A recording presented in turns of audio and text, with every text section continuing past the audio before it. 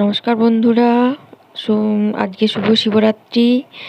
তো দিনে এত খেয়েছি, এত বেশি পরিমাণ খেয়েছি, বড় মামার বাড়িতে নিমন্ত্রণ ছিল। তো এত খেয়েছি যে রাতে খিচুড়ি। তো এই শর্টকাট খিচুড়ি প্রথমে সব সিদ্ধ করে নিয়েছি, ডাল চাল ফুলকপি আলু একসাথে। এবার এই হাতাতে একটা ফোড়ন বানাচ্ছি। আপনারা সবাই জানেন, শুকনো লঙ্কা একটু জিরে আর তেল ছোঁকার জন্য।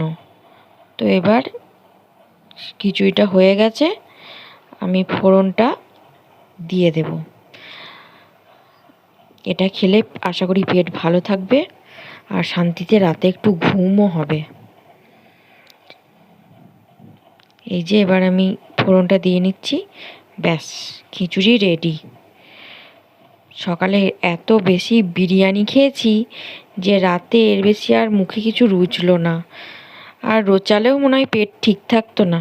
যাকগে, শেষে নামাবার আগে একটুখানি ঘিয়ের কৌটোটাও প্রায় ফাঁকা হয়ে এসছে, একটু ঘি দিয়ে দিলাম, ব্যাস হয়ে গেল। তো গুড নাইট।